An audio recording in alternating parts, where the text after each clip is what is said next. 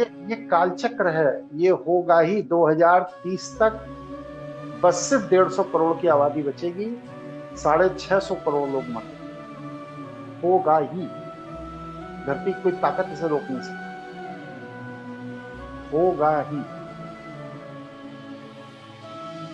जिस तरह की प्राकृतिक आपदाएं आप पिछले 2 साल में देख रहे हैं, वैसी क्या पहले होती थी? आज से 10 साल 12 साल पहले इस तरह की आपदाएं होती थी? नहीं गुरु पिछले जी। 2 साल। शनि के मेष राशि में प्रवेश करते ही मनुष्य और प्रकृति दोनों उत्पात के चरम पर होंगे। और जब ये उत्पात के चरम पर होंगे तो बहुत बड़ी संख्या में जो व्यक्तिगत दोष से पीड़ित लोग हैं, उनका विनाश होगा ही और होना ही चाहिए। अगर आप स्वेच्छा से भगवान शिव के बताए हुए मार्ग को नहीं अपना रहे, प्रकृति को नुकसान कर रहे हैं, तो आपको क्यों नहीं नष्ट हो जाना चाहिए? नहीं, संभावित होनी ही है या इसको रोका जा सकता है? और रोका जा सकता है तो कैसे? क्यों रोका जाना चाहिए बलजीत जी? आप ईमानदारी से बताइए कि समाज जिस तरह की विकृत मनोदशा में फंसा हुआ है, उसमें यह हानि क्यों रोकी जानी चाहिए?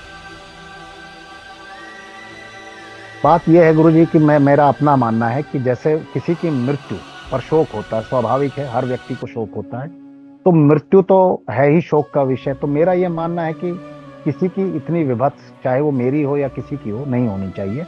जीने का अधिकार सबको दिया ईश्वर ने। तो ईश्वर ने यह भी तो कहा है ना कि आप अपनी वृत्ति में सुधार कीजिए। किसी ने किया आज तक आपके संपर्क में? नहीं गुरुजी। तो जब आपने नहीं किया, ईश्वर ने आपको अवसर दिया, कार्य कारण की व्यवस्था के तहत आपको चेतावनी दे रही है प्रकृति बार बार, और आपको कह रही है कि ये रास्ता है अपने जीवन रक्षा का। और अगर आप अपने वृत्ति के आवेग में उसको नहीं अपना रहे हैं, उस मार्ग को, तो प्रकृति क्यों नहीं आपको नष्ट कर दे? इस पर हमें तर्क। तो मेरा कहना है कि किसी के उत्पात का एक आम व्यक्ति, एक व्यक्ति छेड़खानी कर रहा है या उत्पात मचा रहा है, तो वो दंडित तो वही होना चाहिए। एक सामान्य व्यक्ति जिसको बोध ही नहीं है बेचारे को, तो उसको क्यों दंड मिलना चाहिए? एक मोहल्ले में लड़की को दौड़ा के बलात्कारी पकड़ रहे हैं और सब लोग अपने छज्जे पर खड़े होकर के उस घटना को होता देख रहे हैं। उस घटना को होता देखने वालों का कोई दोष नहीं है गुरु जी। है ना? अगर सब लोग अपने अपने घर के बाल्टी, बर्तन, ईंटा, पत्थर जो भी उनके पास उपलब्ध है, वहां से फेंक फेंक के मारना शुरू कर दें, तो क्या वो लड़की की जीवन रक्षा नहीं होगी? और अगर इतने संवेदना शून्य हैं, तो आपको प्रकृति द्वारा क्यों नहीं मर जाना चाहिए? जो संवेदना विहीन है वो मरने के लिए ही है, मरेगा ही। प्रकृति की यही व्यवस्था है। इसलिए प्रकृति के संरक्षण में जाओ, संवेदनशील बनो, जीव जंतु पशु पक्षियों से प्रेम करो, और नहीं तो ये प्रकृति तुम्हारा हिसाब कर देगी। तुम्हें धरती पर कोई बचा नहीं सकता।